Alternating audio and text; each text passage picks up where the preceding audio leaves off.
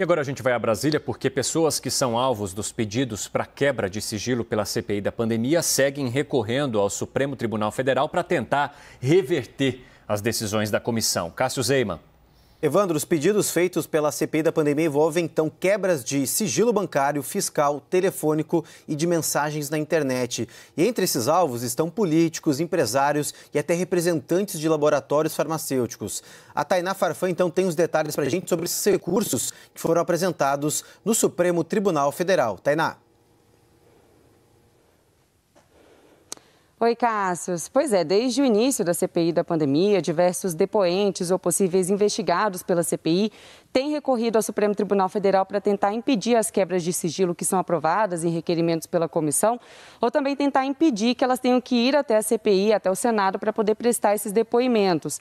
É comum, Cássio, que em CPIs ou em determinações aí da Polícia Federal, em investigações da Polícia Federal, que todos os pedidos que chegam para o Supremo Tribunal Federal sejam direcionados para o mesmo ministro do Supremo. Mas a gente não tem visto isso nessa CPI da pandemia, o que inclusive tem resultado em algumas decisões divergentes em pedidos semelhantes. Para a gente ter uma ideia de como o Supremo Tribunal Federal tem sido acionado durante essa CPI da pandemia, olha só ontem a OAB apresentou um mandado de segurança ao Supremo Tribunal Federal para tentar impedir a quebra de sigilo do advogado Túlio Silveira, ele que é representante da Precisa Medicamentos, que representa o laboratório indiano Bharat Biotech aqui no Brasil, que é o responsável pela vacina Covaxin, que inclusive já tem aí uma compra do governo, um anúncio de compra do governo de 20 milhões de doses. E também ontem, nessa mesma linha, o empresário José Alves Filho também apresentou um mandado de segurança ontem no Supremo Tribunal Federal, pedindo também a suspensão das quebras de sigilo ao Supremo Tribunal.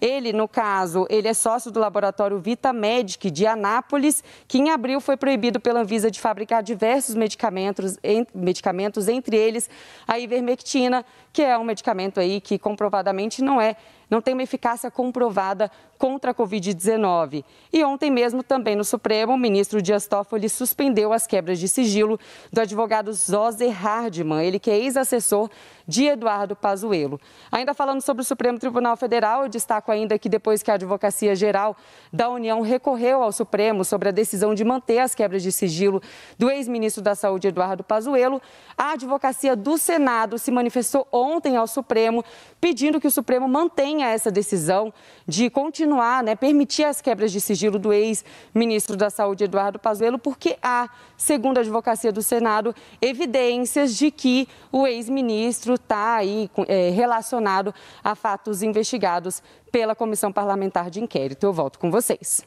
Obrigada, Tainá Farfan, falando de Brasília. Agora a gente segue para